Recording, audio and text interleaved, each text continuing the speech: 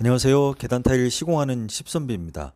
첫 번째 넘버원 영상으로 이 계단의 첫 단을 잡는 법에 대해서 말씀드렸고, 두 번째는 뚜껑을 덮기 전에 사물회를 핸들링하는 방법, 나라시 하는 방법에 대해서 이야기를 드렸습니다. 사진에 보시면 왼쪽에 보이는 대각선 선이 실을 내려놓은 겁니다. 저 선 따라가서 이제 타일이 올라가는데 저 실을 어떻게 내릴 것인가. 두 번째, 여러분이 지금 보고 있는 1번 타일 저 첼판이라고 합니다. 2번 타일이 디딤판입니다. 저 각각의 사이즈는 계단마다 사이즈가 달라지는데 저걸 어떻게 측정을 하고 잘라낼 것인가, 그 부분에 대해서 이야기를 같이 해보도록 할게요. 지금 타일이 막 붙여놨기 때문에 저 노랫물, 그 다음에 사물에 찌꺼기들이 있습니다. 조공이 저 타일을 깨끗하게 세척을 해놓고 나면 이렇게 깨끗한 모양의 타일을 우리가 볼 수 있죠. 저 타일 사이에는 이제 줄눈이 들어갈 겁니다. 그래서 타일을 깨끗하게 붙여놓고 매지선 맞추는 것도 중요하지만 저 마무리하고 세척을 할 때 저 사이를 잘 파주고 세척을 해줘서 매질을 잘 넣게 하는 그런 마무리가 굉장히 중요해집니다. 자, 현재 정지 화면에서 저 보이는 저 모습이 첼판 수직 타일을 측정하는 겁니다. 저 위에 보면 이제 레벨기에 불이 켜져 있고, 우리 조공 친구가 줄자를 밑에 서 있는 바닥에서부터 쭉 줄자를 끌어 올려서 저 레이저 선을 보고 저게 몇 밀리나 나오는지 지금 현재 측정을 하고 있습니다. 저게 첼판을 사이즈를 결정하는 방법입니다. 지금 포인트가 가리키는 최고 저 상단에서 지금 조공 친구가 서 있는 저 발 밑단 내 높이가 예를 들어서 1400mm라고 했을 때, 보통의 계단은 반계층이 8개입니다. 1400을 8로 나누면 175mm라는 수치가 나옵니다. 이 수치가 바로 첼판의 높이가 되는 겁니다. 자, 이렇게 수직 타일의 사이즈가 결정되었습니다. 자, 두 번째, 지금 조공 옆에 보면은 수직선이 보이는 게 보이실 겁니다. 저기서부터 최상단에 있는 가로선을 측정을 합니다. 저 가로를 측정을 하고, 저 가로 디딤판의 개수는 반계층이 7개입니다. 그래서 7로 나누면 디딤판의 사이즈가 결정이 되는 겁니다. 자, 따라서 정리를 해보면 수평선을 측정하고 그거를 7개 계단 수만큼 나누면 디딤판의 사이즈가 결정이 되고요. 그 다음에 수직선을 측정을 하고 그거를 계단의 수인 만큼 8개로 8로 나누면 첼판의 높이가 결정이 되는 겁니다. 굉장히 쉽죠?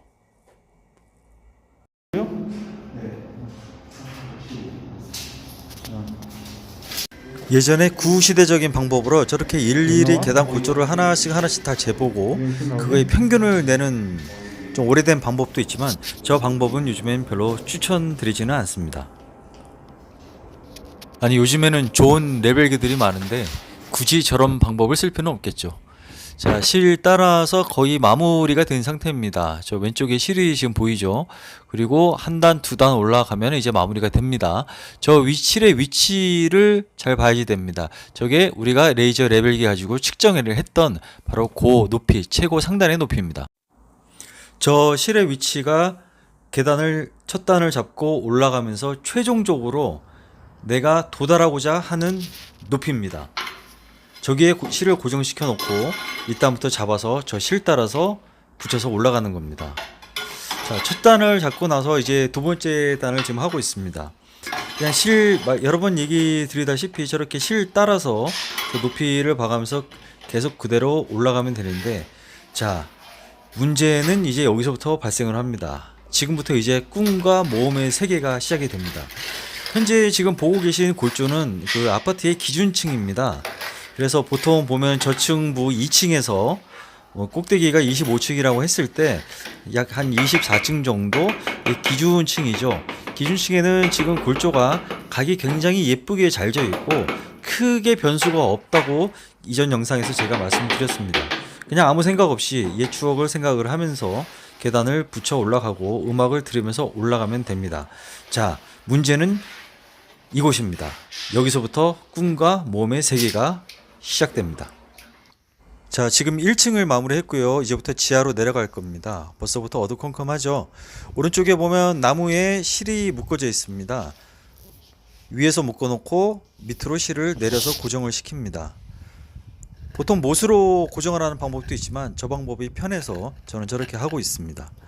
자, 문제는 뭐냐면요. 이 지하로 내려가는 계단부터 레벨기를 띄워서 칠판 높이를 계산해 보니 185가 나온다는 겁니다. 근데 문제는 뭐냐면 이 185 높이가 나오는데 원청 회사, 이 건설 회사는 칠판의 높이를 175mm로 붙여달라고 하는 겁니다.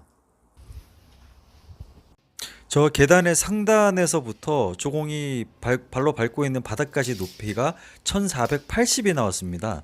그걸 8개로 나누면 185mm가 나오죠. 그런데 타일은 175로 붙여달라고 하는 겁니다. 자, 이럴 경우에는 어떻게 할까요? 자, 잡았어? 네. 이거 양쪽으로 세게 당겨봐. 좀 늘려. 타일 늘어나게. 늘어나요? 어? 늘어나요? 늘어나냐고? 네. 좀 세게 당겨봐. 늘어나게. 문제는 이를 하도 급주는 원청회사 직원들은 저 타일이 늘어난다고 알고 있는 겁니다. 아, 농담 아닙니다. 안 늘어났어요? 안 늘어나? 늘어난 것 같은데? 아, 늘어나? 아닌가? 또 다른 꿈과 모험의 세계인 이유는 저 보이는 계단 골조가 순진한 저를 속이고 권모술수, 배신, 음모, 협잡, 속임수를 쓴다는 겁니다.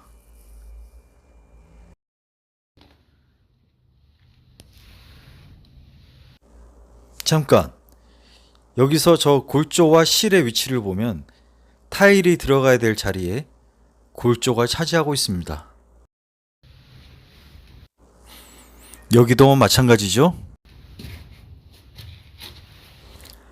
여기도 그렇습니다.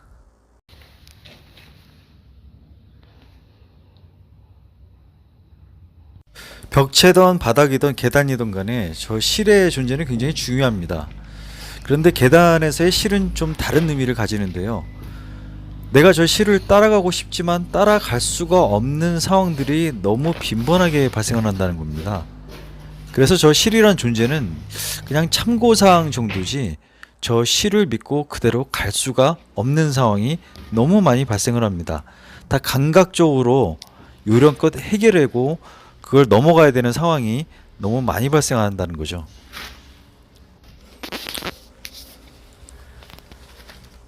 이 골조는 아예 첫 단을 잡을 때부터 문제가 발생을 합니다. 타일을 세워놨더니 저 골조의 높이가 타일보다도 더 높아져 있는 그런 상태입니다. 타일을 붙일 수가 없죠.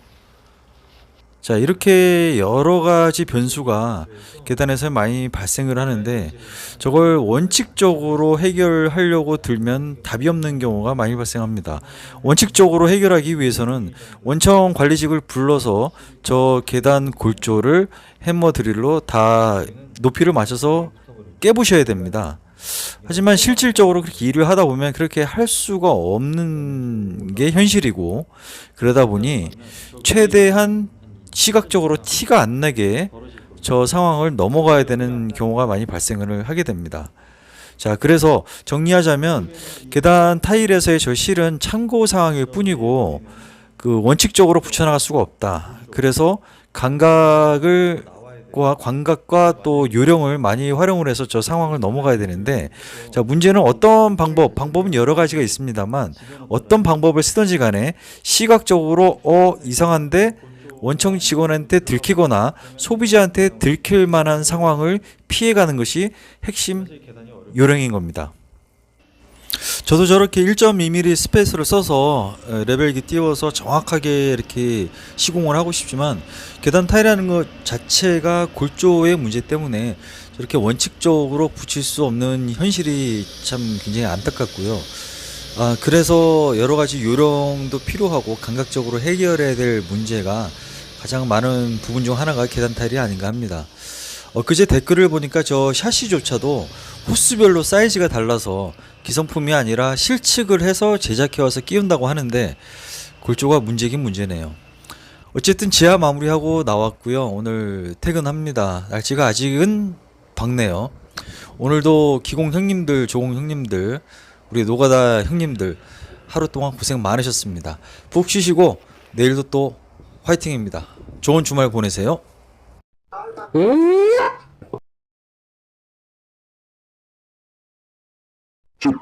선